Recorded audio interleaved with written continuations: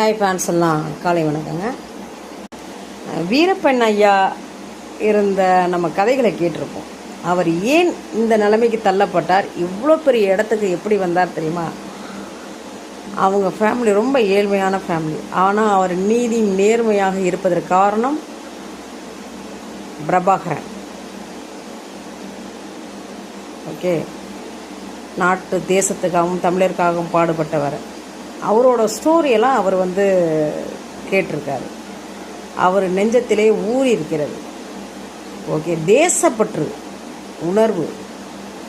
அந்த காலத்தில் இருக்கவங்கெல்லாம் அப்படித்தான் வாழ்ந்தார்கள். ஒருவனுக்கு ஒருத்தி, நல்லது செய்யணும், தப்புகளை தட்டி கேட்கணும் என்பதெல்லாம் அந்த காலத்திலலாம் வீரமாக வாழ்ந்தவர் எவ்வளோ பேர் இருக்காங்க. அதுலேயும் அவர் ஒருவர். அந்த மாதிரி விஷயத்தில் இருந்து ஏதோ இந்த மாதிரி சந்தேகத்தின் பேரில் அவர் வீட்டுக்கு சென்று போலீஸ்காரர்கள் அவங்க அக்காவை அடித்து துரும்புறுத்தி மானங்கப்படுத்தியதால் வந்த விளைவு அடுத்தடுத்து நடந்த நிகழ்வு தான். அவர் ஆக்ரோஷமாக ஒரு தீயாய் காட்டு தீயாக எரிந்து அத்தனை கொடியவர்களையும் கொண்டு வந்து அவர் வன்மையாக கண்டித்து நாடே குலுக்க வச்சார்.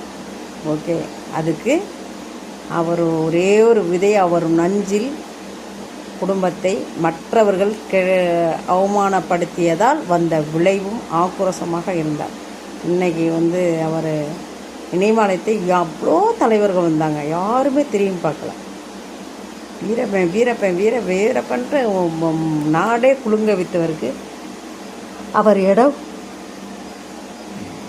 நினைவாலயம் கிடையாது, சமாதி கிடையாது, நார்மலாக புதுக்கப்பட்ட இடம் மாதிரி இருந்தது. இன்றைக்கு சீமான் ஒவ்வொரு தலைவர், மறைந்த தலைவர், நாட்டுக்காக வாழ்ந்த தலைவர், வரலாற்றை பேசக்கூடிய தலைவர்களை அவர் தோண்டி எடுத்து அதுக்கு உயிர் கொடுத்து வருகிறார்.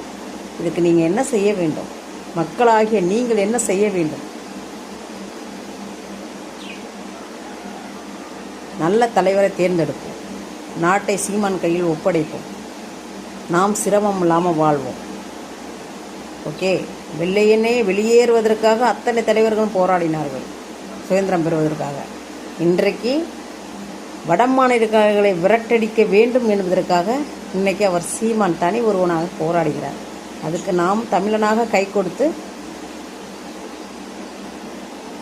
உதவிக்கரம் நீட்டி இருப்போம். இனி யாரும் எந்த தலைவர்களும் இல்லை, வரலாற்று தெரிந்த தலைவர்கள் யாருமே கிடையாது.